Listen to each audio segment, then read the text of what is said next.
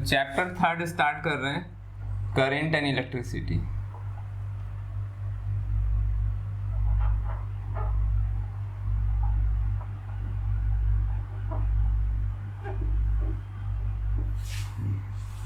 तो junior classes में like 9th 10th वगैरह में आपने करंट के बारे में पहले भी पढ़ रखा है, करंट क्या होता है। तो करंट के बारे में आपको बताया गया है कि current is the flow of charge, flow of charge. ये करंट इलेक्ट्रिसिटी, करंट वैसे किसी भी चीज के बहने को कहते हैं। अगर नदी में पानी बह रहा है तो उसको वाटर करंट कहते हैं, हवा बहती है तो हम विंड करंट कहते हैं। वैसे ही जब चार्ज फ्लो करता है तो उसको हम लोग करंट एंड इलेक्ट्रिसिटी, इलेक्ट्रिसिटी कहा जाता है और करंट भी कहते हैं। तो चार्ज जो आपको पढ़ाया गया जूनियर क्लासेस में, और करंट डिफाइन किया गया कि flow of charge, rate of flow of charge is current, is called current. तो करंट को डिफाइन किया गया था I equal to total charge flown upon total time taken. ठीक है, ये जो डेफिनेशन दिया गया था I equal to Q by T, ये एक एजम्पशन है। और एजम्पशन क्या है इसमें? एजम्पशन ये है कि द फ्लो ऑफ चार्ज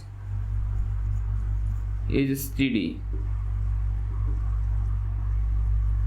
मतलब फ्लो इज स्टेडी, मतलब जो ये रेट है वो सेम रहता है हमेशा। जैसे कोई व्हीकल है, वो कांस्टेंट स्पीड वेलोसिटी से चलता है, ठीक है, तो आप उस केस में क्या लिखते हैं? v is equal to S by T.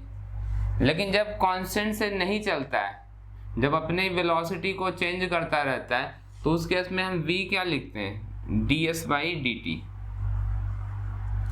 तो यही फर्क यहाँ पे भी आएगा। चार्ज का जो फ्लो है, वो जो अभी तक आपने पढ़ा है, वो चार्ज का फ्लो स्टेडी फ्लो है। हम ये एज्यूम करते हैं कि जो वायर है उसमें जो करंट चार्ज का फ्लो है वो एक कांस्टेंट फ्लो है, वो चेंज नहीं हो रहा है, ठीक है। लेकिन ऐसा कोई जरूरी नहीं कि चेंज नहीं हो सकते। जैसे एक एग्जांपल लेते हैं, लाइटनिंग।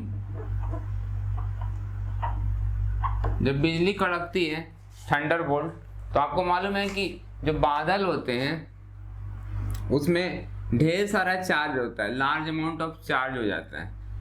और बारिश के मौसम में क्या, जब बारिश होने वाली होती है तो ये जो बादल होते हैं वो जमीन के नज़दीक आने लग जाते हैं, ठीक है, क्योंकि कंडेंसेशन स्टार्ट हो जाता है। और कंडेंसेशन के टाइम पे क्या होता है कि ये भारी हो जाता है। जो वेपर्स होते हैं उनकी डेंसिटी कम होती है कंपेयर टू जब वो कंडेंस हो जाता है। और कंडेंसेशन की वजह से आपको बादलों के कलर में चेंज आता है। आप काले बादल देख के कहते हो कि हाँ बारिश हो गई। बिल्कुल सफ़ेद बादल जो होते हैं उनसे बारिश नहीं होती, क्योंकि उसमें वेपर ज़्यादा है, मॉइस्चर कम है। यहाँ पे क्या है, मॉइस्चर मतलब कंडेंस जो वाटर है वो बढ़ जाता है। तो भारी होने की वजह से वो नीचे आता है, और इस वजह से जो डिस्टेंस है दोनों के बीच में, अर्थ और इनके बीच में, वो कम हो जाता है, ठीक है। तो अगर यहाँ पे पॉजिटिव चार्ज है तो आपको मालूम है कि यहाँ पे क्या है, हम ग्राउंड को अगर नेगेटिव नहीं मान के जीरो भी मान लेते, दोनों के बीच में क्या होगा, अट्रैक्टिव फोर्स होता है। और उसकी वजह से एक समय आता है जो कि यहाँ पर जो पोटेंशियल डिफरेंस है, वो चार्ज है तो पोटेंशियल डिफरेंस तो क्रिएट होगा। ये हाई पोटेंशियल पर, लो पोटेंशियल पर अगर हम मानते हैं, तो एक समय ऐसा आएगा कि जब ये काफ़ी नज़दीक आ जाएगा तो इसमें जो चार्ज जो है वो निकल करके ज़मीन में चला जाएगा। और ज़मीन में जाते वक्त वो जो चार्ज फ्लो करता है वो बिजली नहीं है जो आपको दिखाई देता है। जब ये ज़मीन में जाता है या नहीं भी जाता है तो होता क्या है कि ये चार्ज जब इस एयर से फ्लो होता है, तो आपको मालूम है कि एयर का जो बैकग्राउंड वोल्टेज है 3 × 10⁻⁶ वोल्ट पर मीटर है। इसका ये मतलब है कि इससे कम वोल्टेज पर air is a bad insulator, लेकिन उससे ज़्यादा वोल्टेज हो जाता है तो करंट चार्ज उसमें भी फ्लो करना शुरू कर देता है, तो एक कंडक्टर की तरह बिहेव करता है। लेकिन उसमें दूसरा भी एक फिनोमेना क्या होता है कि जब ये चार्ज फ्लो करता है एयर से, तो फ्लो करते वक्त एयर के जो एटम्स हैं, जो गैस के जो एटम्स हैं, उन एटम्स को एक्साइट कर देता है। और आपको मालूम है कि एटम के अंदर में कई सारे सेल्स होते हैं, ठीक है, तो वो इन इलेक्ट्रॉन्स को एक्साइट करके बाहर निकाल देता है। ठीक है, जब काफ़ी इवन अंदर वाले इलेक्ट्रॉन्स भी बाहर निकल जाते हैं, इतना ज़्यादा एनर्जेटिक होता है ये। तो जो एटम्स हैं वो एक्साइटेड स्टेट में चले जाते हैं, कई बार आयोनाइज हो जाते हैं, ठीक है, और जब वापस वो इलेक्ट्रॉन्स रिटर्न होते हैं, ठीक है, जब रिटर्न होते हैं अपने ऑर्बिट में तो वो लाइट इमिट करते हैं, तो वही लाइट आपको दिखता है, ठीक है, तो जिसको कि हम बिजली कड़कना कहते हैं। ये भी बात आपको मालूम होगा कि बिजली जब कड़कती है तो साउंड बाद में आता है और लाइट पहले दिखाई देता है। ये भी आपको पता होगा क्योंकि साउंड बहुत स्लो है, उसकी स्पीड काफ़ी कम है। तो जब बिजली जब कड़कती है तो उसका जो चार्ज है वो अचानक से ज़मीन में आ जाता है, ठीक है, अचानक से एब्रप्ट फ्लो ऑफ चार्ज है, वो एक स्टेडी फ्लो ऑफ चार्ज नहीं है। तो अगर आप I = Q/T फार्मूला लगाएंगे बिजली कड़कने में तो ये गलत हो जाएगा, क्योंकि ये जो फार्मूला है वो स्टेडी फ्लो के लिए। इवन ये वाला फार्मूले में भी क्या है कि हम मान कर चल रहे हैं कि S is a function which is differentiable. Differentiable function को ही तो डिफरेंशिएट करेंगे। अचानक से जैसे देखो दो फंक्शंस हैं, y वर्सेस x का ग्राफ है, ये एक फंक्शन है तो स्मूथ है, इसको हम डिफरेंशिएट कर सकते हैं एट एनी पॉइंट। डिफरेंशिएट करने का मतलब क्या है कि at any point you can draw a tangent. Differentiability का मतलब क्या होता है कि हर पॉइंट पर आप टेंजेंट ड्रॉ कर सकते हैं, ठीक है, और टेंजेंट का जो tan थीटा होता है ये दिस इज tan थीटा क्या कहलाता है, dy/dx कहलाता है। अब मान लेते हैं कि आपके पास एक दूसरा फंक्शन है जो ऐसे है, यहाँ से ऐसे है और ये ऐसे हो गया, तो यहाँ पर डिफरेंशिएबल है, यहाँ पे डिफरेंशिएबल है, कर्व भी हो सकता है, लेकिन इस पॉइंट पर आप टेंजेंट कैसे ड्रॉ करेंगे। मैं कर्व ही ले लेता हूँ। सपोज करते हैं कि ये एक कर्व था, ऐसे हुआ और यहाँ पर ऐसे होके चला गया, ये कर्व है, तो आप इस पॉइंट पे आप टेंजेंट ड्रॉ कर सकते हैं, इस पॉइंट पे ड्रॉ कर सकते हैं, यहाँ पे भी ड्रॉ कर सकते हैं, लेकिन इस पॉइंट पर there is no unique tangent, हम बहुत सारे टेंजेंट ड्रॉ कर सकते हैं, तो यहाँ पे डिफरेंशियलिटी नहीं है। सो उस केस में ऐसा कोई जो I = dq/dt या v = ds/dt जैसा कुछ हम लोग नहीं लिख पाएंगे, तो उस केस के लिए हम लोग कुछ और तरह का मेथड यूज करते हैं, ठीक है, इवन उसमें ये भी नहीं लगा सकते, ठीक है। तो ये 9/10 में हम लोग I = Q/T फार्मूला यूज किया, अब हम ये वाला भी यूज कर सकते हैं। तो करेंट अगर स्टेडी नहीं हो लेकिन फिर भी जिस फंक्शन के द्वारा डिस्क्राइब किया जा रहा है वो एक स्मूथ फंक्शन है, ठीक है, डिफरेंशिएबल फंक्शन है, तो उस केस में आप I को डिफाइन कर सकते हैं limit Δt tends to 0 Δq/Δt। तो ये है I का definition when rate of flow of charge is smooth. आप कह सकते हैं उसका जो फंक्शन है वो हर जगह डिफरेंशिएबल होगा, Q as a function of time जो है डिफरेंशिएबल है, या इसको हम लोग शॉर्टकट में dq/dt लिख सकते हैं। तो ये करंट का डेफिनेशन व्हेन स्टेडी में है, और जब ये स्टेडी नहीं है लेकिन डिफरेंशिएबल है तब उस केस में ये कह सकते हैं। और इसके अलावा और जो कई केसेस हैं उनके लिए उन केस के हिसाब से फिर करना होता है, जो कि अभी इतना हम लोग इसको आगे नहीं जा रहे। तो ये एक एब्रप्ट फ्लो था। अच्छा, तो करंट का डेफिनेशन आपको पता चल गया कि current is the rate of flow of charge, okay, और ये स्टेडी हो सकता है और नॉन स्टेडी भी हो सकता है, ठीक है। अच्छा, अब आगे जाते हैं इलेक्ट्रिक करंट। अच्छा, जब करंट फ्लो करता है तो किसी न किसी मीडियम से वो चार्ज फ्लो करता है, ठीक है। तो medium on the basis of flow of charge 3 तरह का मीडियम डिफाइन किया जाता है, ठीक है। पहला क्या है, कंडक्टर, जिसको हम गुड कंडक्टर या सिर्फ कंडक्टर्स भी कहते हैं। दूसरा हो गया सेमी कंडक्टर्स,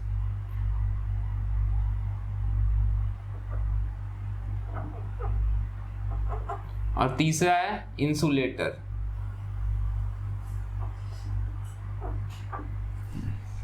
इनके बारे में इनकी कुछ सर्टेन वैल्यू होती है जिनके बारे में जिसको हम रजिस्टिविटी कहते हैं, जो कि हम लोग बाद में पढ़ेंगे, ठीक है। आपके बुक में पेज नंबर 102 में देख रहा हूँ कि 102 पेज नंबर पर ये एक टेबल है जिसके बारे में हम लोग बाद में बात करेंगे। तो जिसमें चार्ज आसानी से फ्लो होता है वो कंडक्टर कहलाता है, ठीक है। अब वो क्यों ऐसा होता है, आखिर वो क्यों चार्ज उसमें फ्लो कर पाता है, उसका कुछ कारण होता है, वो भी देखें। सेमीकंडक्टर कुछ ऐसे मटेरियल्स होते हैं like silicon, conductor, copper, iron, जितने भी मेटल्स हैं ज़्यादातर वो कंडक्टर होते हैं। सेमीकंडक्टर कुछ ऐसे मटेरियल्स हैं जो उतने अच्छे कंडक्टर्स नहीं है, कई बार वो बैड कंडक्टर की तरह बिहेवियर देते हैं और कई बार ऐसा होता है कि वो कंडक्ट भी करवाते हैं। तो ऐसे मटेरियल्स को उसमें हम इम्प्यूरिटीज ऐड करके उनमें कंडक्टिविटी वाली प्रॉपर्टी लाते हैं, मतलब कंडक्टर बन जाता है after adding some impurity.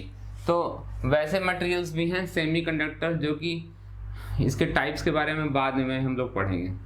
Insulator उन मटेरियल्स को कहते हैं जो बिल्कुल भी कंडक्ट नहीं करते हैं, जिसमें चार्ज का फ्लो नहीं हो सकता। हाँ, वो चार्ज हो सकता है लेकिन उसमें फ्लो नहीं होता है, ठीक है। चार्ज जैसे कि शीशा है, कांच, प्लास्टिक है, आप उसको चार्ज कर सकते हो बाई रबी। हाँ, तो इंसुलेटर्स कुछ ऐसे मटेरियल्स हैं, ऐसा नहीं कि ये चार्ज इसमें होल्ड नहीं कर सकता है, चार्ज इसमें रह सकता है।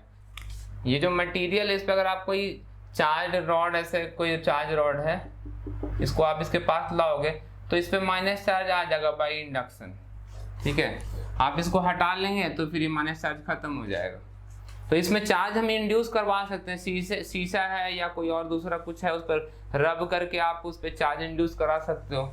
लेकिन ये चार्ज इसमें जहाँ पर है वहीं पर लोकेलाइट रहेगा, यहाँ से उधर फ्लो नहीं हो सकता, बिकॉज ये मटेरियल जो is not a conductor of charge. So इस केस में ये कहलाता है इंसुलेटर। जैसे शीशा हो गया, एबोनाइट हो गया, प्लास्टिक हो गया, और इसके अलावा बहुत सारी चीज़ें, जैसे वुड भी है कुछ हद तक, वो जब ड्राई है तो इंसुलेटर का काम कर सकता है, ठीक है। इंसुलेटर भी दो तरह के होते हैं, एक इंसुलेटर ऑफ हीट और इंसुलेटर ऑफ इलेक्ट्रिसिटी। कुछ चीज़ें हैं जो हीट को रोक सकती हैं लेकिन करंट को नहीं रोक सकती, ठीक है। कुछ ऐसे मटेरियल्स होते हैं।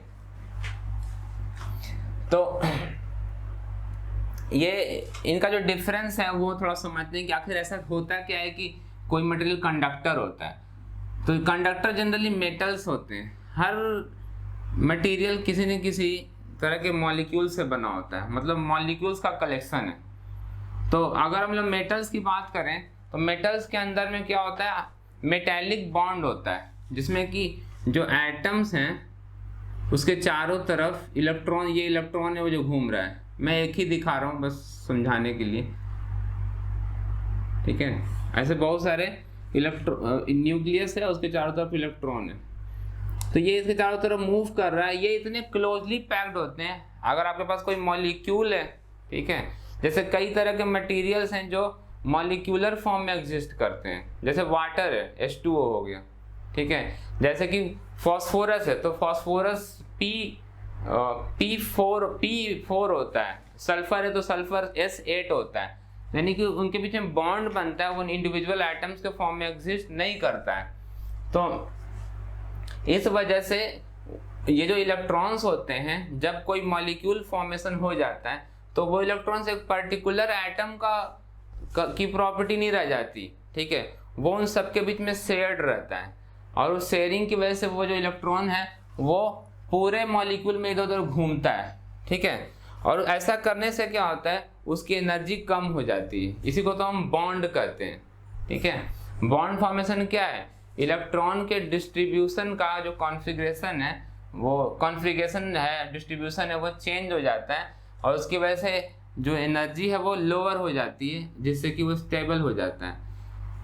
तो अगर हम लोग मेटल्स में बात करें तो उसमें जो इलेक्ट्रॉन्स हैं वो इधर उधर मूव कर रहा है, ठीक है, और वो बहुत, जो बाहर वाला इलेक्ट्रॉन होता है वो इतना लूजली पैक्ड होता है कि इस वाले एटम से छोड़ करके अगले वाले एटम में भी घूम सकता है, ये वाला निकल के इधर घूम सकता है, ये वाला निकल के इधर घूम सकता है, ठीक है। तो किसी पर्टिकुलर एटम का इलेक्ट्रॉन नहीं रह जाता है। फर्मी जो फिजिसिस्ट थे उनके हिसाब से जो मेटल है is basically sea of electron, sea of electrons.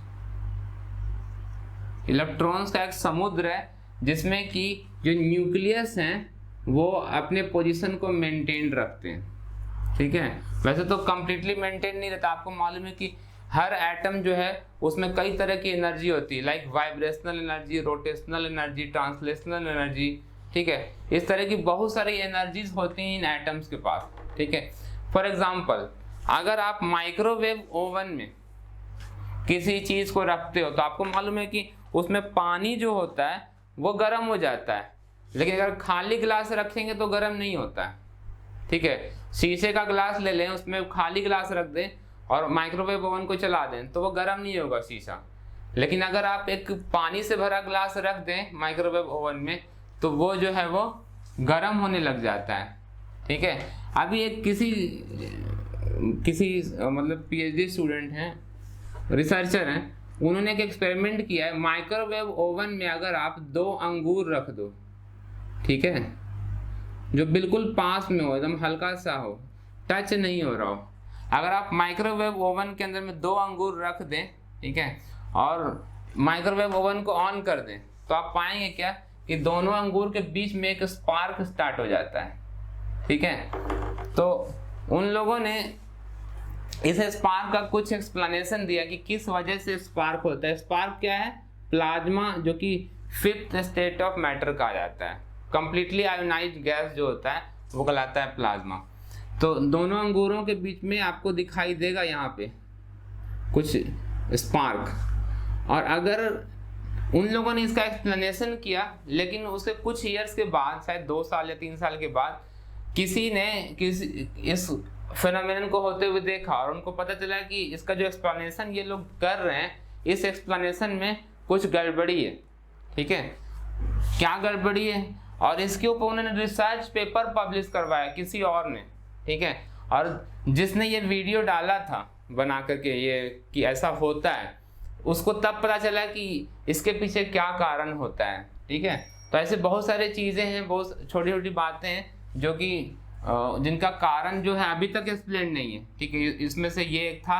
अब वो जो आंसर दिया गया वो कितना सेटिस्फैक्ट्री है, उसका एक रिसर्च पेपर है जो कि पब्लिश हुआ है इसके ऊपर कि ये स्पार्क क्यों होता है। तो ये जो इलेक्ट्रॉन्स हैं वो फ्री होते हैं, तो हम इनको कह सकते हैं एक मेटल के पीस के अंदर में इलेक्ट्रॉन्स इतने ज़्यादा इनॉर्मस नंबर में होते हैं और इतने फ्री होते हैं कि हम इनको सी या ओशन ऑफ इलेक्ट्रॉन्स कह सकते हैं। ठीक है, अब हम लोग ये चीज़ समझ चुके हैं, तो आगे का बात हम लोग अब समझेंगे। तो एक इलेक्ट्रॉन जो है वो एक एटम से दूसरे एटम पे जंप कर सकता है। ठीक है,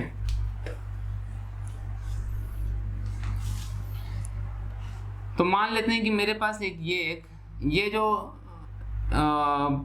एक्सपेरिमेंट कर सकते हो आप, या इसको एक थॉट एक्सपेरिमेंट कर सकते हो। ठीक है, ये एनसीईआरटी में दिया गया है समझाने के लिए, करंट को समझाने के लिए काफ़ी अच्छा तरीका है कि ये एक मेटालिक रॉड है। ठीक है, सिलेंडर है, और इस सिलेंडर में मैं अभी कोई चार्ज नहीं कनेक्ट किया, बस एक सिलेंडर है, metallic cylinder. It is a good conductor, copper का ले सकते हैं। और इसका जो सर्कुलर एरिया है, जो इंड्स हैं, बिल्कुल उसी साइज का, उसी डायमीटर का हम लोग क्या कर रहे हैं कि थोड़ा बड़ा बन गया, लेकिन आपको समझना है कि वो उसी साइज का है। ठीक है, 2 इस तरीके से डाई इलेक्ट्रिक मटेरियल का, ये क्या है? ये है मेटेलिक, और ये है dielectric. Dielectric material यानी इंसुलेटर हो गया। ठीक है, तो जिसमें कि करंट फ्लो नहीं होगा। इसको क्या करना है? आपको चार्ज करना है। आप जैसे भी चार्ज करें, कांच को रगड़ के करें, कपड़े को रगड़ के करें, रेशम रगड़ के करें, इसको चार्ज कर देना है। और दूसरा वाला जो प्लेट है सर्कुलर प्लेट, इसको नेगेटिवली चार्ज कर देना है। ठीक है, ऐसे चार्ज कर देना है। और इसके बाद क्या करेंगे कि ये वाला जो है इसको इधर ला करके, कोई आपके पास कोई तरीका है जिससे आप इस पे चिपका सकते हो। ठीक है, कुछ होगा, जैसे इसको यहाँ पर रख दिया और कोई क्लैंप वगैरह लगा करके इसको यहीं पे होल्ड, यहाँ पर कुछ ऐसे पिन लगा दिया ऐसे यहाँ पे, और ये चिपका हुआ है यहाँ पे। ठीक है। नेगेटिव चार्ज वाला भी जो है वो यहाँ पर हम लोग इसमें चिपका देंगे, ठीक है। तो ये लग गया यहाँ पे। अब आप करेंगे क्या, अब इसको समझना है कि आगे क्या होगा। तो आपको मालूम है ये तो कैपेसिटर जैसा लग रहा है कि इधर पॉजिटिव है उधर नेगेटिव है, तो यहाँ से इलेक्ट्रिक फील्ड स्टार्ट होगा और उधर जाना शुरू करेगा। पॉजिटिव वाले से फील्ड निकलेगा और नेगेटिव में जाना शुरू कर देगा। इलेक्ट्रिक फील्ड ई कर दिया हमने सेटअप, ठीक है। अब ये रॉड बड़ा होगा या छोटा होगा उससे कोई फर्क नहीं पड़ता, इलेक्ट्रिक फील्ड रहेगा। अगर आप मान रहे हो कि इलेक्ट्रिक फील्ड यूनिफॉर्म है, क्योंकि ये प्लेट क्या है, चपटा है बिल्कुल, ठीक है। और फ्लैट सरफेस से निकलने वाला जो फील्ड होता है वो सिग्मा बाई एप्सिलॉन नॉट होता है, 2 एप्सिलॉन नॉट, ठीक है। तो उस वजह से आप चाहो तो मान सकते हो, वैसे इलेक्ट्रिक फील्ड एग्जैक्टली यूनिफॉर्म नहीं होगा, ओके। लेकिन चलो मान लेते हैं कि फील्ड यूनिफॉर्मली अंदर में है। अब आपको मालूम है कि मेटल जो होता है, ठीक, वो क्या है, ओशन ऑफ इलेक्ट्रॉन्स है, उसमें बहुत सारे इलेक्ट्रॉन्स हैं। तो वो सारे के सारे इलेक्ट्रॉन्स एक तरह के फील्ड में रखे हुए हैं। पहले जो इलेक्ट्रॉन्स थे वो क्या था, जब ये चार्ज, ये प्लेट हमने नहीं लगाया था, तो वो इलेक्ट्रॉन्स एक एटम से दूसरे एटम, दूसरे से तीसरे एटम रैंडमली इधर उधर कहीं भी मूव कर रहे होंगे, कुछ ऐसा रहा होगा उनका मोशन। अगर इसमें से एक छोटा सा हिस्सा कंसीडर करें, इसको थोड़ा इनलार्ज करें, तो आप पाओगे क्या कि जो एक इलेक्ट्रॉन इधर जाएगा, फिर इधर जाएगा, फिर उधर जाएगा, इधर आएगा, ऐसा कोई भी रैंडम पाथ में वो मूव करता रहेगा, ठीक है। किसी भी रैंडम पाथ में मूव करेगा और इस मोशन के दौरान हो सकता है कि वो किसी एटम में जाकर उसके चारों तरफ घूमने लग जाए, या उसे टकरा करके वो कोलाइड कर जाए, स्कैटर कर जाए, ठीक है, या कोलाइडर के दूसरे इलेक्ट्रॉन पे चला जाए, रिटर्न हो जाए, डिफ्लेक्ट हो जाए, तो कुछ भी हो सकता है अंदर में, ठीक है। तो ये इतने ज़्यादा माइक्रोस्कोपिक लेवल पर ये हो रहा है कि इसको देखा नहीं जा सकता, ये कोई देखने वाली चीज़ नहीं है, ठीक है। ये इवन इसके बारे में आप ऐसे सोच सकते हो कि ये एक एब्स्ट्रैक्ट नाउन है, इलेक्ट्रॉन, मतलब ये कोई देखने वाली चीज़ ही नहीं है, ओके। आपको लग रहा है कि जैसे हम अमीबा या वायरस को देख लेते हैं माइक्रोस्कोप में, वैसा कुछ नहीं है, ये देखा नहीं जा सकता, ठीक है। कुछ ऐसी चीज़ें होती हैं जैसे उसको हम देख नहीं सकते, जैसे कोई आदमी दुखी है, ठीक है, और दुखी होने के साथ साथ अभी नकली स्माइल उसके चेहरे पर है, तो आप देख के बता नहीं सकते हो कि वो दुखी है कि एक्चुअली खुश है। तो दुखी होना क्या है, एक एब्स्ट्रैक्ट नाउन है। उसी तरीके से इलेक्ट्रॉन जो है वो एक एब्स्ट्रैक्ट नाउन की तरह है। अगर ये बात नहीं कि छोटा इसलिए हम उसको नहीं देख सकते, ये बात कुछ लोगों को लगता है कि इलेक्ट्रॉन बहुत छोटा है इसलिए हम उसको देख नहीं सकते, एटम बहुत छोटे हैं इसलिए हम उनको देख नहीं सकते, ये बात नहीं है। बात ये है कि उनको देखा ही नहीं जा सकता, ठीक है। मैटर को देखा जा सकता है, और जब आप उस पार्टिकल्स के फंडामेंटल लेवल पे जाते हैं तो आप पाते हैं क्या है कि पार्टिकल्स एक्चुअली पार्टिकल्स नहीं है, वो एक तरह के वेव हैं, ठीक है, जो आप बाद में पढ़ोगे उसके बारे में, ड्यूअल नेचर, शायद केमिस्ट्री में 11th में पढ़ाया भी गया होगा आपको। तो फिर आप वेव को कैसे देखेंगे, साउंड मैं बोल रहा हूँ तो साउंड जो यहाँ से मेरे मुंह से बाहर निकल रहा है, ठीक है, मेरे गले से बाहर जा रहा है साउंड, उस साउंड को देखा नहीं जा सकता, उसको सुन सकते हैं, ठीक है। उसी तरीके से इलेक्ट्रॉन को हम देख नहीं सकते बिकॉज वो एक तरह का वेव भी है, ठीक है। तो इसके अंदर कुछ एक्सप्लेनेशन मेंटली हम सोचते हैं, ये एक थ्योरेटिकल कंस्ट्रक्ट है जिसका कि कोई एक्सपेरिमेंटल जो भी एक्सपेरिमेंट्स कर रहे हैं वो उस थ्योरी के अकॉर्डिंग चल रहा है, ठीक है। जो हमारी थ्योरी हमने बना रखी कि इलेक्ट्रॉन ऐसे ऐसे मूव करता होगा, कोलाइड करता होगा, और ये न्यूटोनियन फिजिक्स लगा करके, ठीक है, नॉर्मल जो क्लासिकल मैकेनिक्स है उसको यूज़ करते हैं, तो हम पाते हैं कि बहुत सारी चीज़ें एक्सप्लेन कर लेते हैं जो कि हम एक्सपेरिमेंट्स में वोल्टेज और करंट को मेज़र करके ऑब्जर्व करते हैं, ठीक है। तो ये जो क्लासिकल मॉडल है, मैकेनिकल मॉडल इलेक्ट्रॉन का, वो वर्क करता है, ठीक है, लेकिन कुछ चीज़ों में ये फेल भी हो जाता है, तब हम उसमें क्वांटम मैकेनिकल मॉडल यूज़ करते हैं, ठीक है। तो ये जो इलेक्ट्रॉन्स है, मान लेते हैं इसमें से कोई इलेक्ट्रॉन यहाँ पर है, ठीक है, तो ये जो इलेक्ट्रॉन है वो अगर इधर ऐसे जा रहा था, फिर इधर जाएगा, या ऐसे जा रहा था, ठीक है, अगर ये फील्ड नहीं होता तो ऐसे जा रहा था, लेकिन आपको मालूम है कि ये तो किसी फील्ड में अब रख दिया गया है, तो इलेक्ट्रॉन जो है उस पर इधर की तरफ फोर्स आपको पता है कि इलेक्ट्रॉन पे नेगेटिव चार्ज होता है और फील्ड किधर है, इधर की तरफ है, तो फील्ड के अपोजिट डायरेक्शन में इस पे फोर्स लगेगा और वो फोर्स क्या होगा, minus E into E, because electron पे चार्ज क्या होता है, नेगेटिव होता है। तो इन इलेक्ट्रॉन्स पे पीछे की तरफ फोर्स लगना शुरू हो जाएगा, यहाँ पर भी है तो फोर्स, यानी कि इलेक्ट्रॉन ऐसे नहीं जाएगा, वो कुछ ऐसे जाने लग जाएगा, उसका पाथ चेंज हो जाएगा। जैसे ही आपने यहाँ पे फील्ड लगा दिया, चूंकि इलेक्ट्रॉन जो है वो एक मेटल का पीस है, उसमें इलेक्ट्रॉन्स रैंडमली इधर उधर मूव कर रहा है, ठीक है। लेकिन जैसे ही हमने यहाँ पर चार्ज रख दिया प्लस माइनस, तो इलेक्ट्रिक फील्ड सेट हो गया। अब उन सारे इलेक्ट्रॉन्स पे फोर्स लगना शुरू हो जाता है इधर की तरफ, इलेक्ट्रिक फील्ड के अपोजिट डायरेक्शन में, बिकॉज ऑफ नेगेटिव चार्ज सारे इलेक्ट्रॉन्स पे फोर्स लगना शुरू हो जाता है। हम ये मान लेते हैं कि ये फोर्स यूनिफॉर्म है, फील्ड चूंकि यूनिफॉर्म हमने मान रखा है, तो जो पाथ पहले इलेक्ट्रॉन लेता था, ठीक है, अब वो पाथ चेंज हो जाएगा, कहीं ना कहीं वो फोर्स लगने की वजह से उसमें एक्सेलरेशन आ जाएगा। फोर्स क्या होता है, मास इंटू एक्सेलरेशन होता है। ये कैलकुलेशन भी हम लोग करेंगे, ठीक है, लेकिन उससे पहले कुछ और बातें भी वो भी डिस्कस करनी है, तो हम लोग बाद में करें। हम लोग ये एक्सेलरेशन कैलकुलेट करेंगे, ठीक है, कि एक्सेलरेशन क्या होगा, ठीक है, उसके बाद फिर उसकी वेलोसिटी क्या होगी, हम उस वेलोसिटी का एवरेज भी निकाल सकते हैं, बहुत सारी बातें हैं, ठीक है। तो यानी कि समझना ये है कि फील्ड अप्लाई करने से इलेक्ट्रॉन्स का पाथ चेंज होता है, ठीक है।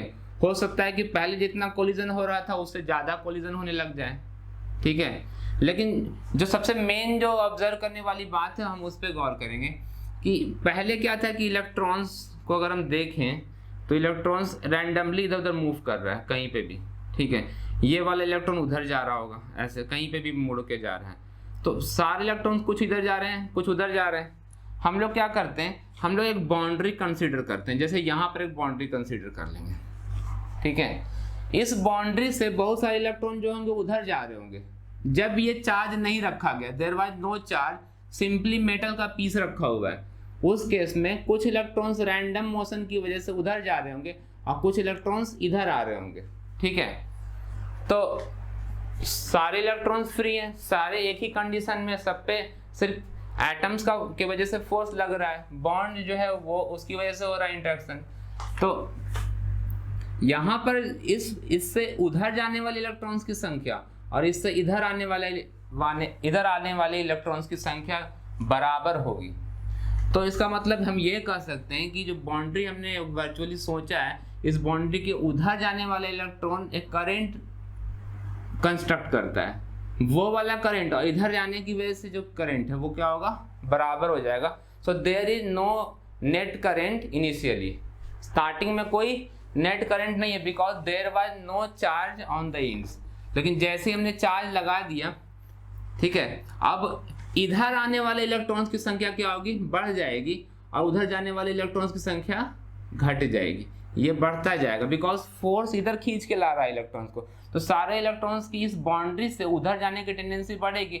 अब इस बाउंड्री से उधर जाने की टेंडेंसी कहीं ना कहीं कुछ हद तक रिड्यूस हो जाएगी, ठीक है। इस टेंडेंसी के घटने को हम लोग कहते हैं इलेक्ट्रिक करेंट, ठीक है। मतलब इधर घट जाना, इधर बढ़ जाता है, यानी कि एक नेट चार्ज का फ्लो इधर की तरफ होना शुरू हो जाता है, ठीक है। नेट नेगेटिव चार्ज, अगर पॉजिटिव आप मानते हो तो नेट पॉजिटिव चार्ज उधर की तरफ फ्लो होता है, ठीक है। And this is called electric current. अगर इस फेनोमेनन को हम होने दें, ठीक है, तो इससे क्या होगा, यहाँ से जो इलेक्ट्रॉन्स इसमें इधर की तरफ आ रहे हैं इलेक्ट्रॉन्स, वो इलेक्ट्रॉन्स क्या करेंगे, इस पॉजिटिव चार्ज के साथ मिल करके इसको खत्म कर देंगे। तो ये एक चार्ज चला जाएगा, फिर दूसरा इलेक्ट्रॉन आएगा वो इसको खत्म करेगा, तीसरा आएगा इसको खत्म करेगा, और धीरे धीरे सारा का सारा चार्ज क्या होगा, वैनिश हो जाएगा।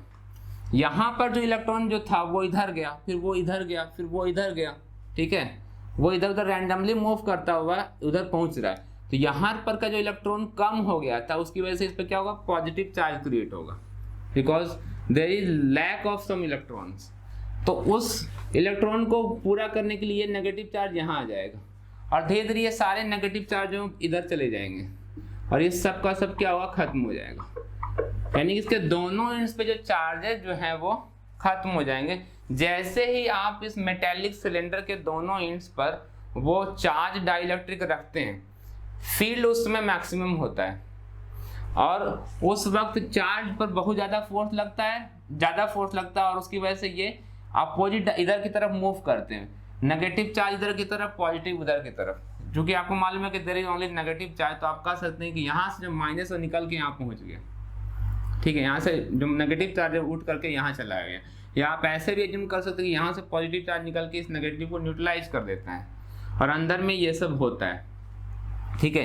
ये तो बहुत सिंपलिस्टिक वे में बताया गया है, अंदर में जो होता है वो बहुत कॉम्प्लिकेटेड प्रोसेस है, ठीक है।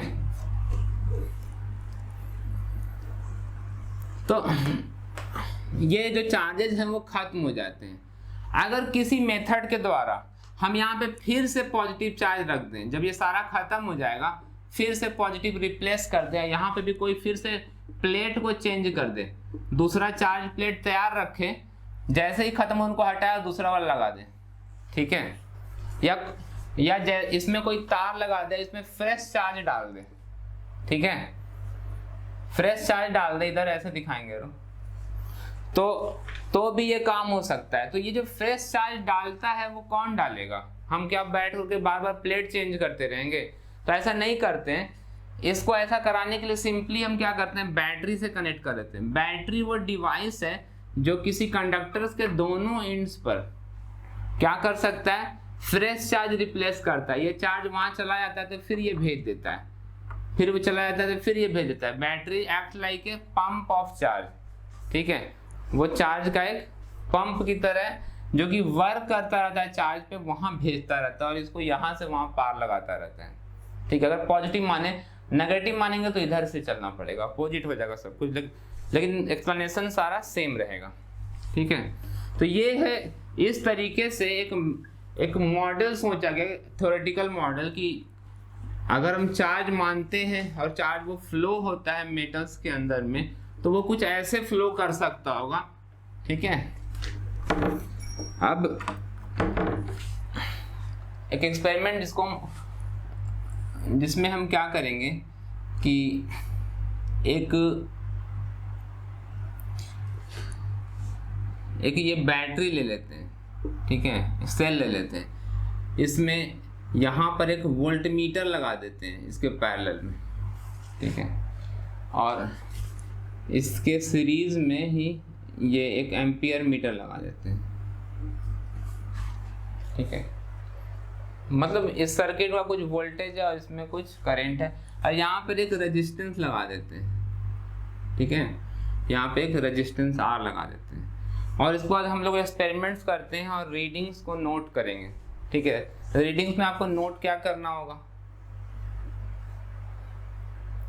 यहाँ पे सीरियल नंबर 1 2 3 4, ठीक है, जो वोल्टेज आपने दिया, ठीक है, अलग अलग वोल्टेज की वैल्यू नोट करनी है। मान लिया आपने V1 वोल्टेज दिया, V2 दिया, V3 दिया, V4 दिया, ऐसे जो भी वोल्टेज दे रहे हो आपको वोल्टेज को ऐसे टेबल में लिख देना है।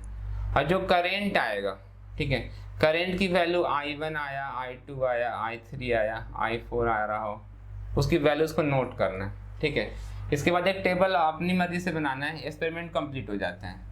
आपको V/I निकाल के देखना है कितना आ रहा है। तो यहाँ पर V1/I1 निकालेंगे, जो वैल्यू आएगा उसको देखेंगे, V2/I2 देखेंगे, V3/I3, इस तरीके से देखेंगे। आगे क्या करना है कि इधर करंट ले लेंगे, ठीक है, और इधर वोल्टेज, जो भी आपको नेसेसरी यूनिट्स लगता है, जो ठीक यूनिट्स हैं जिसमें आप एक्सपेरिमेंट कर रहे हो, आप माइक्रो एम्पियर में कर रहे हो कि मिली एम्पियर पे कर रहे हो एक्सपेरिमेंट, या एम्पियर में कर रहे हो, वो आपके एक्सपेरिमेंट में आपको पता चल जाएगा। वो ये एम्पियर मीटर और वोल्ट मीटर वो बता देंगे। वोल्ट मीटर वोल्टेज मेजर करता है, एम्पियर मीटर करंट मेजर करता है। तो अब हमें क्या करना है, इसमें जो वैल्यू है I1 पर आपको V1 मिला, ठीक है, यहाँ पे इसको एक पॉइंट प्लॉट करना है, ठीक है। आप पाओगे क्या कि जो एक्सपेरिमेंट है वो कुछ ऐसे आएगा, इसका रिजल्ट। जो पॉइंट्स होंगे वो इसी लाइन पर लाई करेंगे या लाइन के इधर उधर होंगे, ठीक है। हो सकता है कुछ पॉइंट जो है वो इस लाइन के इधर उधर भी हो जाए, ठीक है। मैंने सारे पॉइंट नहीं ड्रॉ किए। यहाँ पर देखो ये ऊपर जा सकता है, कोई पॉइंट जो है ऊपर रह सकता है, कोई पॉइंट जो है वो यहाँ पे नीचे भी रह सकता है, कुछ लाइन पे लाई कर सकता है, लेकिन अप्रोक्सीमेटली एक लाइन के आसपास होगा, ठीक है। ये लाइन पे सारा इसलिए नहीं लाई करता है कि जब आप ये एक्सपेरिमेंट करते हो तो ये कुछ ना कुछ हीटिंग इफेक्ट होता है, और हीटिंग इफेक्ट की वजह से रेजिस्टेंस जो है वो ये गर्म होता है और उसका रेजिस्टेंस बढ़ जाता है, ठीक है। इसका फार्मूला हम लोग बाद में करेंगे कि हीटिंग का क्या इफेक्ट होता है। बहुत कुछ साल पहले जब हम लोग पढ़ा करते थे तब ये 9th क्लास में भी फार्मूला होता था, लेकिन अब वो सिर्फ 12th में रह गया है, ठीक है। तो ये एक्सपेरिमेंट पाते हैं, मतलब ये ग्राफ हमें मिलता है और आप इसमें पाते हैं कि जो रेशियो है वो हमेशा करीब करीब सेम आएगा। ये सारा का सारा वैल्यू क्या होगा, सेम आएगा। एग्जैक्टली सेम नहीं भी होगा, लेकिन अप्रोक्सीमेटली क्या आएगा, सेम आएगा। मान लेते हैं कि ये वाला जो है 2.5 आया, दूसरा वाला 2.50 आया, ये 5.1 आएगा, ये हो जाएगा 2.49, 2.52, मतलब ये आसपास है 2.5 के सब। तो इस तरीके का आपको आंसर मिल सकता है, मतलब रिजल्ट मिल सकता है। तो ये चीज नोटिस किया गया कि ये एक्सपेरिमेंट सबसे पहले ओम ने किया था, ठीक है। तो ओम ने एक लॉ दिया जिसको हम कहते हैं ओम्स लॉ, कि वोल्टेज और करंट एक दूसरे के साथ रिलेटेड है और उनका जो रेशियो होता है जब तक हम रेजिस्टेंस को चेंज ना कर दें, ठीक है। रेजिस्टेंस कुछ भी हो सकता है। उन्होंने क्या देखा कि इस एक्सपेरिमेंट में जो V/I जो है वो सेम आ रहा था। ये रेशियो तब बदल जाता है जब आप इस रेजिस्टेंस को हटा करके, रेजिस्टेंस होता है क्या है, एक ऐसा मटेरियल जो थोड़ा कम कंडक्ट करे इलेक्ट्रिसिटी को। वैसे तो सब रेजिस्टेंस है, सब में होता है कुछ ना कुछ रेजिस्टेंस, कॉपर में भी होता है, एल्युमिनियम में भी होता है, गोल्ड में भी होता है, आयरन में भी, सारे के सारे जो है सब में कुछ ना कुछ रेजिस्टेंस होता है। 100% कोई कंडक्टर नहीं है, लेकिन फिर भी हम कॉपर और एल्युमिनियम जैसे मेटल्स को हम कंडक्टर बोलेंगे। रेजिस्टेंस होता है उनका भी, लेकिन हम अभी वो वाला रेजिस्टेंस कंसीडर नहीं कर रहे हैं, ठीक है। नहीं तो फिर इस वायर का भी रेजिस्टेंस मानना पड़ेगा, ठीक है। ये जो वायर है इन सब का भी रेजिस्टेंस होगा, हम उन पे बात नहीं कर रहे। हम लोग एक सफिशिएंट वैल्यू वाला रेजिस्टेंस ले लेते हैं, ठीक है। जैसे नाइक्रोम का कोई वायर है, नाइक्रोम में एक एलॉय होता है, ठीक है, और वो एलॉय काफ़ी ज़्यादा रेजिस्टेंस कैरी करता है। तो आप ये ले सकते हो, नाइक्रोम का वायर ले सकते हो। इसको हीटर में, इलेक्ट्रिक आयरन वगैरह में हीट करने के लिए यूज़ किया जाता है। तो उस तरह का कोई रेजिस्टेंस लगा देंगे। जो एक हीटर आता है जिसमें कि ऐसे स्प्रिंग लगा होता है, ऐसे शायद आपने देखा होगा, इलेक्ट्रिक हीटर, ठीक है, या टोस्ट बनाने वाला जो होता है टोस्टर के अंदर में लगा होता है। तो उसका कुछ वायर का थोड़ा सा टुकड़ा ले लेंगे और उस पर एक्सपेरिमेंट करके देख सकते हैं। तो ये हीट होता है और हीट की वजह से रेजिस्टेंस की वैल्यू चेंज होगी, उसकी वजह से ये फ्लक्चुएशन आता है, ठीक है। एक तो ये बात है। तो फ्लक्चुएशन को अगर हम इग्नोर कर सके, हम एक्सपेरिमेंट को करने के तरीके में थोड़ा सुधार लाएंगे, तो ये हीटिंग के इफेक्ट को शायद हम लोग इग्नोर कर सकते हैं, ठीक है। जैसे कि जो आपका वायर है उसको किसी तेल में डुबा दें, ठीक है, किसी ऑयल में, जो कि उसके साथ इंटरेक्ट नहीं करता हो, और वो करेगा क्या, उसके टेम्परेचर को कांस्टेंट रहने देगा, गर्म नहीं होने देगा, उसको ठंडा करता रहे, और उसके टेम्परेचर को हम थर्मोमीटर से मॉनिटर करते रहें। तो इस तरीके से हम इस एक्सपेरिमेंट को अच्छे तरीके से कंडक्ट कर पाएंगे। तो ये जो V/I का जो वैल्यू आ रहा है वो अप्रोक्सीमेटली सेम आता है, और उनको लगा क्या कि कहीं ना कहीं ये जो रेशियो है वो कांस्टेंट है and it is related with this thing, क्योंकि जब तक आप इसको हटा के कोई दूसरा रेजिस्टेंस ना लगा दें, ये वाला रेशियो हमेशा सेम आता है। अगर हम इसको चेंज कर देते हैं तो सेम V और A पर ये रेशियो अलग वैल्यू देता है, यानी कि this is the property of, ये जो रेशियो निकाल रहे हैं, it is the property of the resistance, ठीक है। तो यहाँ इस रेशियो को रेजिस्टेंस कहा जाता है, and this is also called Ohm's law, कि रेजिस्टेंस ऑफ ए मटीरियल, ठीक है, of any body is given by voltage upon current. Voltage क्या है, इसके यहाँ वाले और यहाँ वाले इंड्स के बीच का जो वोल्टेज का डिफरेंस है, और इसमें से जो करंट जा रहा है वो वही करंट इसमें से भी पास होगा। ठीक है, आप चाहो तो ये जो वोल्टेज वाला लगा हुआ है यहाँ पर ना, वो यहाँ पर इनके बीच में लगा लो तो भी ज़्यादा अच्छा रहेगा। ठीक है, लेकिन इससे फिर क्या होगा, ये इसमें से होकर इसका एक सेक्शन जाएगा। तो एक्सपेरिमेंट को कितने अच्छे से आप कर सकते हैं उस पर डिपेंड करता है। तो वोल्टेज हम लोगों को, या हम वोल्ट मीटर लगाए ही नहीं, हम पहले से ही मेजर करके पता है कि हाँ इसका वोल्टेज कितना होगा, पहले से ही मालूम है। तो V और करंट सिर्फ नापते जाएं, बैटरी चेंज करते जाएं, बैटरी को चेंज करेंगे। ठीक है, और वोल्ट मीटर से वोल्टेज तो आपको पहले से ही पता है। ओके, लेकिन ऐसा नहीं करना चाहिए, हमें वोल्ट मीटर लगा करके चेक करना चाहिए कि कितना वोल्टेज जा रहा है। इनके बीच का जो वोल्टेज है वो हम लोग को नापना चाहिए, और फिर यहाँ पर एक एम्पियर मीटर लगा हुआ है, यहाँ से करंट, तो इसका वोल्टेज पता चल जाएगा, इससे इसका करंट पता चल जाएगा। अगर यहाँ पर आप लगाते हो, ठीक है, तो भी वोल्टेज नापेगा, लेकिन वो थोड़ा सा गलत होगा। ठीक है, क्योंकि कुछ ना कुछ वोल्टेज वो वोल्ट मीटर खुद भी उसमें भी आ जाएगा। ठीक है, तो ये ज़्यादा अच्छा सर्किट है।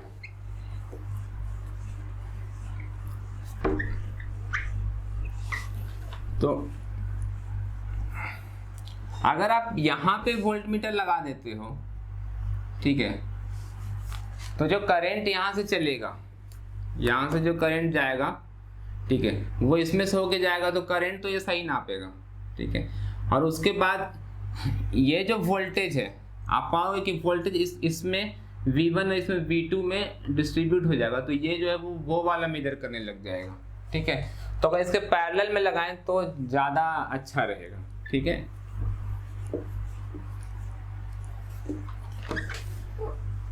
तो हमें क्या मिला कि R is equal to V upon I। ठीक है, और आप कह सकते हैं कि V is equal to I into R, ये कहलाता है ओम्स लॉ।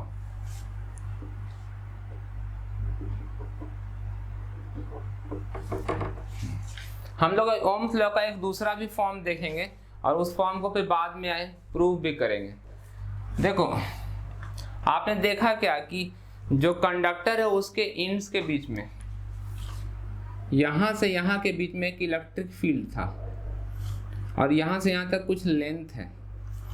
तो यहाँ से यहाँ के बीच में जो वोल्टेज है वो क्या होगा, this voltage will be given by electric field into the length. अगर इलेक्ट्रिक फील्ड कांस्टेंट है तो आपको पता है ना कि E इक्वल टू क्या होता है, माइनस dV बाई dr होता है, और इस तरीके से V इक्वल टू लिखा जा सकता है integration of E dr minus के साथ। इलेक्ट्रिक फील्ड कांस्टेंट है तो बाहर आ जाएगा माइनस E, और dr का इंटीग्रेशन करेंगे तो ये लेंथ आ जाएगा। ठीक है, ये माइनस हट जाएगा क्योंकि वो फाइनल माइनस इनिशियल होकर के वो माइनस टर्म देता है, तो ये V equal to E into L हो जाएगा।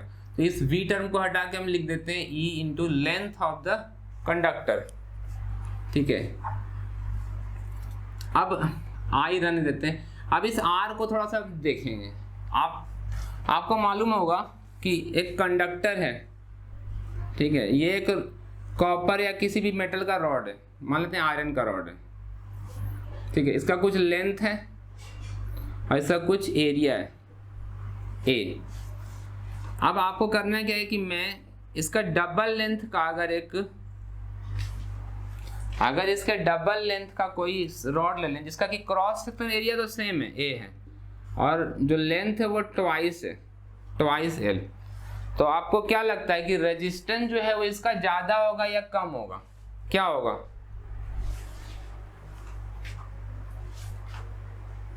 रेजिस्टेंस ज्यादा होना चाहिए या कम होना चाहिए?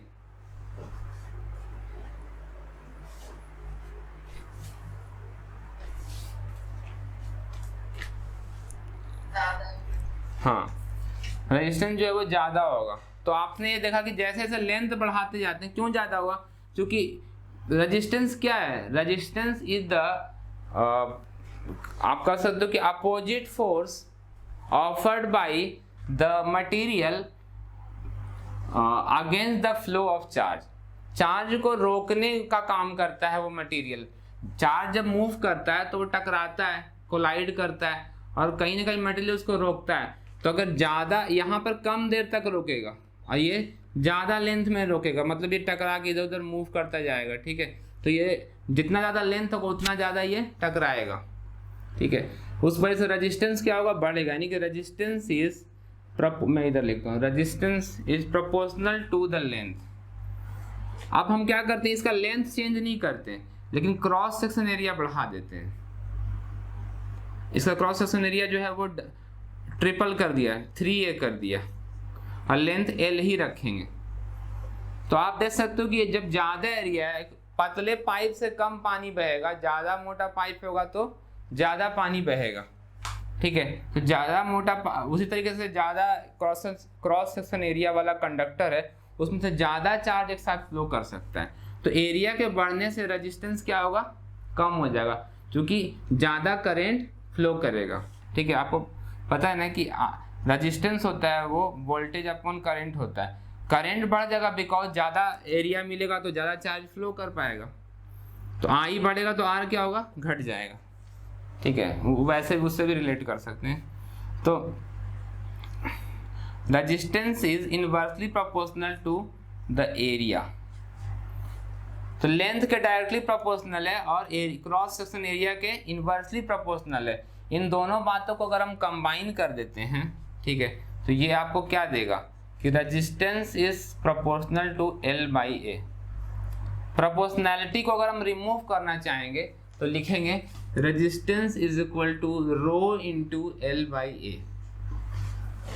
प्रोपोर्शनैलिटी कांस्टेंट क्या है, रो, इसी को हम कहते हैं रेजिस्टिविटी, ठीक है। रेजिस्टिविटी जो है वो डायमेंशन से रिलेटेड नहीं है, वो उसके लेंथ पे डिपेंड नहीं करता है, कंडक्टर का लेंथ कितना है या एरिया कितना है, ठीक है। रेजिस्टेंस की वैल्यू उस पर डिपेंड कर सकती है एरिया और लेंथ पे, लेकिन rho is the property of material, ये मटेरियल की फिजिकल प्रॉपर्टी है, ठीक है। जैसे फिजिकल प्रॉपर्टी होती है ना, बॉइलिंग पॉइंट और मेल्टिंग पॉइंट, वैसे ही मटेरियल की ये एक फिजिकल प्रॉपर्टी है। और इसी का जो टेबल है, मैं अभी बोल रहा था वो वाला टेबल, उस पे अलग अलग मटेरियल का रेजिस्टिविटी लिखा हुआ है, रो की वैल्यू। तो R is equal to rho into L by A. इस पे आप चाहो तो कुछ क्वेश्चन कर सकते हो कि अगर हमारे पास एक रॉड है और उसका लेंथ डबल कर दें और उसका क्रॉस सेक्शन एरिया हाफ कर दें तो रेजिस्टेंस में कितना फर्क आ जाएगा। जैसे मैं यहाँ पे काम करता हूँ, इसका लेंथ को हाफ कर देता हूँ, ठीक है, लेंथ हाफ कर दिया L बाई 2, और क्रॉस सेक्शन एरिया जो है वो 3 टाइम कर दिया, तो रेजिस्टेंस में कितना चेंज आ जाएगा। तो पहले जो रेजिस्टेंस था वो R था, नया रेजिस्टेंस को हम R प्राइम कहेंगे।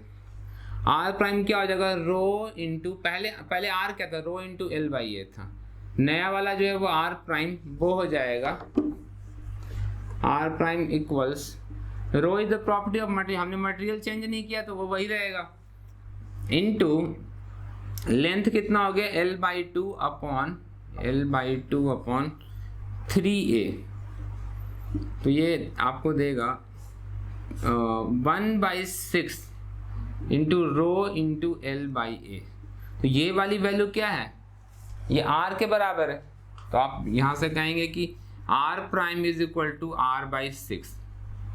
तो इस तरीके से क्वेश्चन आप कर सकते हैं। कई बार एरिया ना दे करके रेडियस दिया होता है कि रेडियस हमने या डायमीटर ट्वाइस कर दिया, तो आपको पाई R स्क्वायर वाला फॉर्मूला लगा करके फिर एरिया का रेशियो निकालना होता है।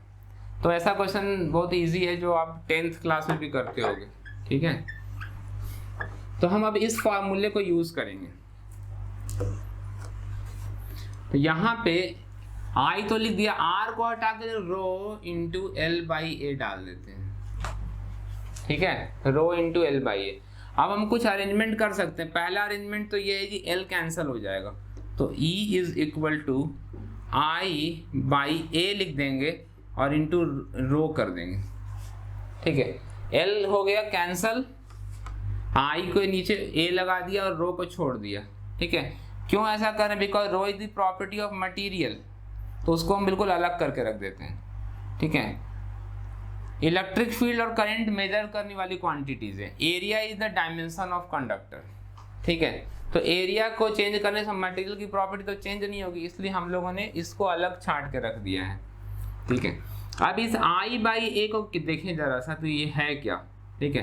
करंट क्या है, एक स्केलर है, ठीक है, क्योंकि स्केलर क्यों है, जैसे जैसे वायर मुड़ जाएगा, करंट के स्केलर होने के कई कारण हैं, ठीक है, क्योंकि चार्ज जो है वो किस तरीके से अंदर फ्लो होता है, ठीक है, एक नेट फ्लो को करंट कहा जाता है, ठीक है। तो नेट फ्लो जो होता है वो कंडक्टर के डायरेक्शन में ही होता है, ठीक है, नॉर्मली। तो इसलिए करंट जो है वो एक कोई वेक्टर नहीं है, लेकिन ये थोड़ा सरप्राइजिंग होगा कि करंट अपॉन एरिया जो है it is a kind of vector, ठीक है, जिसको कि हम जे कहते हैं, ठीक है, जे, इसको हम कहते हैं करेंट डेंसिटी, ठीक है, ये करंट डेंसिटी कहलाता है। और ये रेजिस्टेंस रो लिख दिया हमने, तो electric field E is equal to, अभी मैं इसके बारे में बात कर रहा हूँ कुछ, ठीक है, E is equal to J into rho, ठीक है। एक्चुअली ये जो डेफिनेशन बताया जाता है कि ए आई बाई ए जे होता है, ठीक है, ये डेफिनेशन सही नहीं है, ठीक है। करेंट बाई एरिया से हम लाते हैं जे। एक्चुअली एक्सपेरिमेंट्स में हम मेजर क्या करते हैं, हम एम्पियर मीटर लगा के करंट मेजर कर सकते हैं, हम area of cross section wire measure कर सकते हैं ए से। So it is a method by which you can measure J हम मेजर कर सकते हैं, ठीक है, लेकिन एक्चुअली ये एक वेक्टर क्वांटिटी नहीं है। I by A is not a vector quantity, क्योंकि ऊपर वाला टर्म जो है वो एक वेक्टर नहीं है, ठीक है, यानी कि जे जो टर्म है जिसमें जो डायरेक्शन वाला टर्म है, ठीक है, जे में हम जो वेक्टर का साइन लगा रहे हैं, this is a more fundamental quantity which can be measured in experiment bye calculating this value, ठीक है। अगर आपने आई बाई ए निकाल लिया है तो आप जे मेजर कर सकते हैं, ठीक है, कोई श्योरिटी नहीं कि मेजर हो ही जाएगा, ठीक है, क्योंकि करंट पतले से वायर में फ्लो करता है, ठीक है, आप मानते हो कि करंट जो है वो पूरे वायर में एक जैसे डायरेक्शन में मूव कर रहा होगा सारा चार्ज, ठीक है, लेकिन अगर क्या होगा, अगर एक अजीब से शेप है, ठीक, कंडक्टर है, और यहाँ पर मैंने क्या किया, एक वायर लगा दिया, तो इसके अंदर में चार्ज होगा बहुत रैंडमली उधर उधर फ्लो करेगा, ठीक है, और अब आप इसमें करंट कितना फ्लो हो रहा है किस डायरेक्शन में, ये पाना बहुत मुश्किल है, जबकि एक स्ट्रेट रॉड में हम लोग बहुत आसानी से कर सकते हैं कि यहाँ जो करंट भेजा है वो यहाँ पे वही करंट है। लेकिन अगर आप इसमें से छोटा सा हिस्सा कंसिडर करो तो उसमें से कितना करंट जा रहा है ये बोलना बेकार की बात होगी। तो उसमें हम क्या डिफाइन करते हैं, हम करंट डेंसिटी डिफाइन करते हैं, एंड करंट डेंसिटी अलग अलग डायरेक्शन में अलग अलग होता है, ठीक है, एंड दिस करंट डेंसिटी मिल करके क्या देता है, आपको करंट देता है। तो एक्चुअली में current is given by current density, not current density is given by current. देखो करंट आई जो होता है is equal to integration of J dot D A. D A क्या है, मान लेते हैं कि आप इस छोटा सा इसमें आप एक क्रॉस सेक्शन इमेजिन करते हो, इधर के डायरेक्शन में कुछ करंट डेंसिटी जे है, ठीक है, या करंट डेंसिटी इधर की तरफ है और क्रॉस सेक्शन एरिया इधर की तरफ है, नॉर्मल टू एनी सरफेस, तो इनके बीच का डॉट प्रोडक्ट निकालते हैं, ये डीए एरिया है। तो इस तरीके से पूरे एरिया जो क्रॉस सेक्शन जो होगा, मान लेते हैं कि बड़ा सा सरफेस है उसमें आप पूरे में निकालते हो, तो छोटे से एरिया का निकालेंगे और उसके बाद पूरे का इंटीग्रेशन करेंगे तो आपको करंट देगा। तो ये है एक्चुअल डेफिनेशन कि current is calculated by J dot D a integration, ठीक है, ना कि ये वाला डेफिनेशन सही है कि I by A is equal to J, ये पूरी तरीके से सही नहीं है। डेफिनेशन ये है, ठीक है, लेकिन हम इसको अगर स्टेडी करंट है तो उस केस में आई बाई ए इक्वल टू जे लिखा जा सकता है, ठीक है, और डायरेक्शन क्या होगा, direction is perpendicular to the cross section area. ये एक एजम्पशन है जो कि हम लोग अभी लेके चल रहे हैं, क्योंकि कंडक्टर हम स्ट्रेट लेके चल रहे हैं, ठीक है। अगर कंडक्टर बहुत इरेगुलर शेप का होगा या कंडक्टर है ही नहीं, ठीक है, मान लेते हैं कि कोई रीजन ऑफ स्पेस है जैसे कि सन है, तो सन के सरफेस पे बहुत सारा प्लाज्मा है जो इधर उधर मूव करता है, उसकी वजह से करंट बनता होगा, ठीक है, या ऐसा कोई रीजन है जहाँ पर पर हवा मतलब स्पेस में चार्ज, और वो चार्ज जो है वो किसी कंडक्टर के अंदर नहीं, इधर उधर रैंडमली मूव कर रहा है, ठीक है, जैसे बिजली कड़कती है, ठीक है, तो उस केस में current is not a good thing to for calculation. उस केस में हम लोग जे के थ्रू ही सारा काम करते हैं। तो करंट डेंसिटी का मतलब कुछ समझ में आ रहा है? ये नाम जो रखा गया डेंसिटी, ये नाम मिसलीडिंग है। Current density is not current per unit volume. Density होता है क्या, वॉल्यूम के हिसाब से निकाला जाता है, लेकिन ये करंट पर यूनिट एरिया होता है by the way you measure, ठीक है। आई बाई ए मेजर, आप आई मेजर करते हैं, ए मेजर करते हैं और फिर डिवाइडर के जे बता देते हैं, ठीक है। ये मेथड है हमारे एक्सपेरिमेंट में व्हेन कंडक्टर इज स्ट्रेट या कोई सिंपल सा कंडक्टर है, लेकिन अगर बहुत ही अजीब सा वे में चार्ज फ्लो कर रहा है इधर उधर, ठीक है, तो उस केस में दिस इज नॉट एडवाइजेबल, तब हम लोग वो यूज करते हैं, ठीक है। तो इसको हम लोग रिप्लेस करेंगे यहाँ पे, तो दिस इम्प्लाई, ये तो मैंने कर दिया था। अब इसके बाद देखो कि मैं ये लिखता हूँ ऊपर, करंट क्या स्केलर है, करंट क्या चार्ज का फ्लो है, ठीक है, कि कितना चार्ज, इसके बारे में अभी थोड़ा सा, हाँ इसके बारे में बात करेंगे। करंट का कोई डायरेक्शन नहीं होता है। अगर आप बोलो कि what is the direction of current, ठीक है, तो ये गलत बात होगा, ठीक है। करंट या तो आप कह सकते हो कि वायर, हम वायर में अगर बात करें, एक वायर ऐसे से चल रहा है, ठीक है, तो चार्ज की मजबूरी है कि वो वायर के अंदर ही चलेगा, ठीक है, तो हम कह देते हैं कि करंट का डायरेक्शन है इस वजह से, ठीक है। लेकिन अगर आपके पास जो एक अजीब सा मैं कंडक्टर दे रहा हूं, देखो, ठीक है, ये कोई अजीब सा मेटालिक पीस है, ठीक है, यहां पर से मैंने एक पॉजिटिव चार्ज डालना शुरू किया और यहां पर से मैं पॉजिटिव चार्ज निकालूंगा, यहाँ से चार्ज निकलेगा। अब आप मुझे बताओ कि ये जो अजीब सा जो शेप है, इसमें से करंट कैसे फ्लो होगा? आपको लगता है कि करंट ऐसे होकर के बिल्कुल ऐसे जाएगा? आप पाथ जानते हैं उसका? हम ये पाथ भी नहीं बता सकते कि चार्ज कौन से पाथ से फ्लो करेगा इसके अंदर। समझ में आ रहा है? चार्ज हर जगह फ्लो कर रहा है, ठीक है। इसको समझ लो, आपकी एक पतला सा, बिल्कुल पतला पाइप है, ठीक है, एक बहुत ही पतला सा पाइप है, उसके अंदर आप पानी डाल रहे हो, तो वो पानी का जो डायरेक्शन होगा वो पाइप के डायरेक्शन के साथ साथ चलेगा, ठीक है। लेकिन जब पाइप कुछ अजीब सा शेप का है, एक खोखला सा कुछ है, इसमें अगर हम पानी इधर से डालेंगे तो वो पानी जो है वो उसके अंदर अगर स्टीडी फ्लो है, आपने पढ़ रखा है फ्लूइड मैकेनिक्स, तो अगर स्टीडी फ्लो है तो एक स्ट्रीम लाइन अंदर में बनना शुरू होगा। कई बार क्या होता है, इसके शेप की वजह से स्ट्रीम लाइन बन ही नहीं पाएगा, ठीक है, अंदर में टर्बुलेंट फ्लो बनना शुरू हो जाएगा, तो उस वजह से स्ट्रीम लाइन फ्लो नहीं हो पाएगा। हम अभी पानी की बात कर रहे हैं, वैसे करंट के साथ भी ऐसा होता है, ठीक है।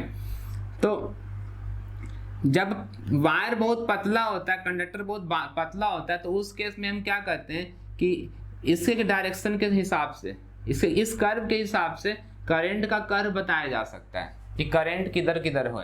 लेकिन अगर ये कुछ अजीब सा है तो इस केस में आप नहीं बता सकते कि यहाँ पे करंट का डायरेक्शन क्या लेंगे, बताओ।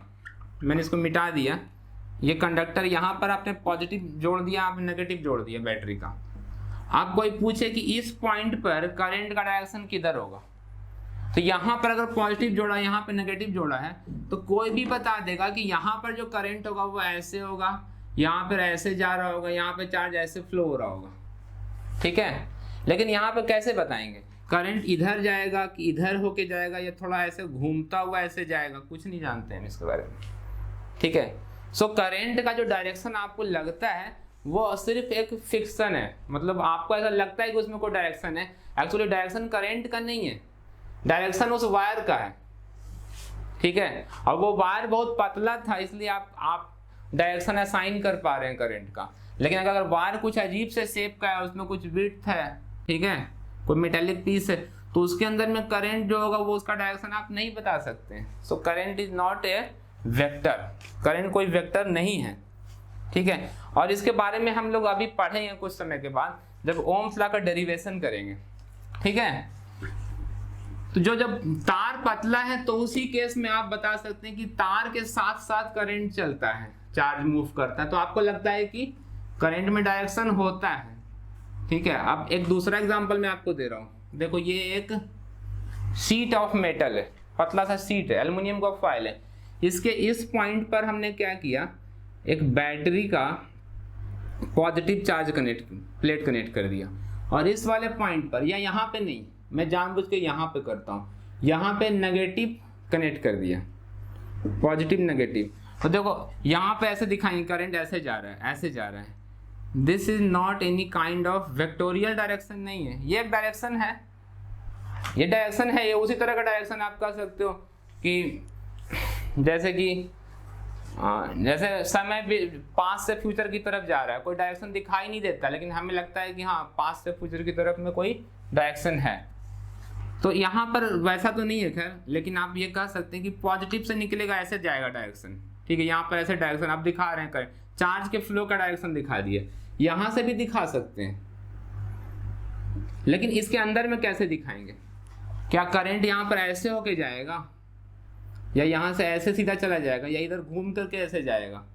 There is no preferential direction, ठीक है। करंट का अंदर में एक बहुत कॉम्प्लिकेटेड स्ट्रक्चर होगा चार्ज के फ्लो का, ठीक है, और उसकी वजह से हम लोग करंट डेंसिटी के थ्रू निकाल सकते हैं अलग अलग एरिया से पास होने वाला करंट, ठीक है। अलग अलग क्रॉस सेक्शन वाले हिस्सों से इस एरिया से कितना करंट पास हो रहा है या नहीं हो रहा है, वो हम निकाल सकते हैं। पास तो होगा, हर जगह चार्ज या कुछ ना कुछ फ्लो होगा, ठीक है। लेकिन अगर तार पतला है तो आप डायरेक्शन के फॉर्म में बड़े आसानी से दिखा सकते हैं, लेकिन यहाँ पर आप कौन सा पाथ लेंगे ये भी आपको नहीं पता है कि किधर से करंट फ्लो होगा, ठीक है, क्योंकि करंट तो हर जगह से फ्लो होगा। तो कहीं पे ज़्यादा फ्लो होगा, कहीं पे हो सकता है कि यहाँ वाले में करंट बहुत ज़्यादा अमाउंट ऑफ फ्लो, इधर से दूर से कम करंट जाए, ठीक है। मतलब चार्ज का जो फ्लो हो यहाँ पे थोड़ा ज़्यादा हो, इधर में क्या हुआ थोड़ा कम हो सकता है। यानी कि चार्ज का जो फ्लो है हर जगह एक जैसा नहीं होगा, it can depend on the type of और the shape of the material, ठीक है। तो इस वजह से पतले कंडक्टर में करंट्स वाले इस क्वांटिटी से सारा काम हो जाता है। लेकिन अगर आपके पास कोई वॉल्यूम में डिस्ट्रीब्यूटेड कंडक्टर हो या कोई इंसुलेटर नहीं सेमीकंडक्टर हो, तो उस केस में जे से ही काम करना होता है। समझ में आया कुछ? क्या ये बात क्लियर हुआ? ठीक है, ये हाँ डिटेल में आपको क्लियर, यानी कि करंट का डायरेक्शन है नहीं, एक्चुअली वायर के डायरेक्शन को आप करंट का डायरेक्शन कहते आए हो, ठीक है भाई। इस वायर को ऐसे घुमा के लाएंगे तो भी तो आपका टेबल लैंप जल ही जाता है, तार को कैसे भी मोड़ दे पंखा चलता रहता है, ठीक है। तो तार को मोड़ने से कोई फर्क नहीं पड़ रहा है, ठीक है। It is the direction of the wire, not the direction of current, ठीक है। तो करंट का जो एक्चुअल डेफिनेशन जो है, जो ओम्स लॉ करेंगे डेरिवेशन, तो आपको उससे समझ में आएगा कि वो एक एवरेज क्वांटिटी होती है, तो उसका डायरेक्शन हम नहीं बता पाएंगे। अच्छा, आपको मालूम है कि जैसे जैसे मटेरियल का जो रेजिस्टेंस बढ़ता जाएगा, यानी रेजिस्टिविटी रो बढ़ेगा, ठीक है, तो उसकी कंडक्टिविटी क्या होगी? घटेगी। रेजिस्टिविटी जैसे जैसे बढ़ेगा, कंडक्टिविटी वैसे वैसे घटता जाएगा, मतलब वो लेस कंडक्टिंग बन जाएगा, ठीक है। अगर आप आयरन में, प्योर आयरन में अगर हम कार्बन ऐड करना शुरू करते हैं, तो कार्बन के एडिशन की वजह से वो स्टील बन जाता है। एक इम्प्योरिटी नहीं बोलना चाहिए, स्टील बनाने के लिए हम आयरन में, सॉफ्ट आयरन में सर्टेन अमाउंट 0.01%, ऐसे मुझे याद नहीं आ रहा कितना परसेंट मिलाते हैं, बहुत ही कम अमाउंट में उसमें कार्बन ऐड किया जाता है और वो स्टील बन जाता है। तो आयरन जितना कंडक्टिव है उतना कंडक्टिंग नहीं है स्टील के का जो रेजिस्टेंस है वो ज़्यादा होता है, ठीक है। कार्बन का तो काफ़ी ज़्यादा होता है, इसलिए मार्केट में जो कॉमर्शियल लेवल पे जो बनाए जाते हैं, रेजिस्टेंस मैन्युफैक्चर किए जाते हैं, उसमें कार्बन होता है, उसको कार्बन बेस्ड रजिस्टर कहा जाता है, ठीक है। अगर आप मार्केट से कोई रेजिस्टेंस खरीदते हो, ठीक है, जो हीट देने के लिए बना है, हीटिंग इफेक्ट के लिए, तो नॉर्मली वो नाइक्रोम वायर के होते हैं। अगर लाइट देने के लिए बना है तो टंगस्टन होता है यूज़, और अगर किसी इलेक्ट्रॉनिक सर्किट में लगाने के लिए बनाया गया तो उस केस में वो कार्बन वाला रेजिस्टेंस होता है, कार्बन बेस्ड, ठीक है, क्योंकि कार्बन की रेजिस्टिविटी हाई होती है। तो रेजिस्टिविटी रो जो है वो जब बढ़ता है, दिस इंप्लाइज कंडक्टिविटी को हम सिग्मा से डिनोट करते हैं। ठीक है, पहले आपने पढ़ा था कि सिग्मा जो होता है चार्ज डेंसिटी होता है, अब हम सिग्मा को कंडक्टिविटी कर रहे हैं इस चैप्टर में। थोड़ा ध्यान रखना, कंफ्यूजन में नहीं पड़ना है कि सिग्मा चार्ज डेंसिटी नहीं है। ठीक है, सिग्मा क्या है? Conductivity, it is a property of material. ठीक है, कंडक्टिविटी जो होगा वो क्या होगा? घटेगा। तो आप ऐसे कर सकते हैं कि सिग्मा इज इक्वल टू 1/ρ। हमने उनके यूनिट्स इस तरीके से डिफाइन कर रखे हैं जिससे कि प्रोपोर्शनैलिटी कांस्टेंट जो है 1 मान लिया गया है। तो सिग्मा इज इक्वल टू 1/ρ हो गया। तो हम इस रो को हटा के क्या लिख सकते हैं? This implies rho is equal to 1/σ लिखा जा सकता है। तो हम ये यहीं पर लिख देते हैं। तो ये आ जाएगा J इंटू 1/σ E, यहाँ पर आ जाएगा। तो आप फाइनली लिख सकते हैं कि J is equal to sigma into E। ठीक है, सिग्मा एक स्केलर है क्योंकि मटेरियल की प्रॉपर्टी है। तो J is equal to sigma into E। ये है ओम्स लॉ, ओम्स लॉ, ये फिजिसिस्ट का ओम्स लॉ है। और ये जो V is equal to IR हम लिखते हैं, ठीक है, V इक्वल्स IR लिखते हैं, ये किनका है ओम्स लॉ? ये ओम्स लॉ है इंजीनियर्स का है, एक्सपेरिमेंटलिस्ट का हो सकता है। ठीक है, क्योंकि ये लोग जो एक्सपेरिमेंट करते हैं उस एक्सपेरिमेंट में जब भी उनको कुछ कनेक्शन तैयार करना होता है तो वायर यूज करते हैं, और वायर क्या होता है? पतला होता है। ठीक है, तो वायर के डायरेक्शन में वायर के हिसाब से करंट चलता है। अगर वायर स्ट्रेट है तो चार्ज का फ्लो क्या होगा वो भी उसी के हिसाब से होगा। तो उस केस में करंट को डिफाइन करना बड़ा आसान हो जाता है। सिंपली I/, जो आपका चार्ज का फ्लो है उससे निकाल लेते हैं। ठीक है, और V equal to IR formula भी लगा सकते हैं। ठीक है, उसमें करंट का जो डायरेक्शन है, एक्चुअल डायरेक्शन होता नहीं, लेकिन हम उसको ऐसे दिखा लेते हैं कि कंडक्टर के साथ में। लेकिन जब मटेरियल जो है वो अजीब सा है, ठीक है, एक 3 डायमेंशनल कोई अजीब सा कोई पत्थर है, मेटेलिक कोई वायर मिल गया आपको, और उसके एक एंड से करंट डाल रहे हैं, दूसरे एंड से करंट निकाल रहे हैं, तो उसके अंदर में चार्ज किस तरीके से फ्लो हो रहा होगा उस मटेरियल के अंदर में, ठीक है, वो हम बता नहीं पाएंगे क्योंकि वो कोई पतला तार नहीं है कि इसमें ऐसे एरो लगा दिया। आप बताओ कि जैसे यहाँ से तार जा रहा था, यहाँ से हमने कुछ मटेरियल ऐसे कनेक्ट कर दिया और यहाँ पे तार निकाल लिया, यहाँ पर तो एरो लगा दिया, यहाँ एरो लगा दिया, यहाँ पे कहाँ पे एरो लगाएंगे बताओ? इसमें इतना बड़ा एरो ऐसे लगाएंगे। उस मटेरियल के अंदर में चार्ज का जो फ्लो अलग अलग जगह पर कहीं ज़्यादा हो सकता है, कहीं पे टर्बुलेंसी हो सकती है, कहीं पे स्टीडी हो सकता है, ऐसा बहुत कुछ अंदर में हो रहा है। ठीक है, सो करंट तभी हम डिफाइन करते हैं जब ज़्यादातर कंडक्टर जो है पतला हो, स्ट्रेट हो, ठीक है, तब current becomes a meaningful quantity in experiment. और जब कोई वायर में करंट नहीं फ्लो हो रहा और एब्स्ट्रैक्ट किसी भी स्पेस में फ्लो कर रहा है, ठीक है, बिजली कड़क रही है, ठीक है, या किसी मटेरियल में जो कि 3 डायमेंशन में फैला हुआ है उसमें हो रहा है, तो उस केस में हम लोग ये नहीं करते हैं। ठीक है, तो हम लोग अब मैं एक बार ज़रा देखूं कि आगे जो हम लोग करने वाले हैं, तो नेक्स्ट क्लास में हम लोग ड्रिफ्ट ऑफ इलेक्ट्रॉन्स करेंगे। ओम्स लॉ का जो डेरिवेशन है, ठीक है, क्लासिकल डेरिवेशन जो है वो करेंगे। ये जो डेरिवेशन है इस तरह का एक ही डेरिवेशन आपके बुक में है, ठीक है, ऐसा कोई डेरिवेशन आपने पहले कभी नहीं किया होगा जो ड्रिफ्ट वेलोसिटी वाले में करना है। ठीक है, ओम्स लॉ का जो डेरिवेशन हम करेंगे वो कुछ खास तरह का डेरिवेशन है जो आप पहली बार करने वाले हैं। ठीक है, तो आज हम लोग यहीं तक करते हैं। ओके।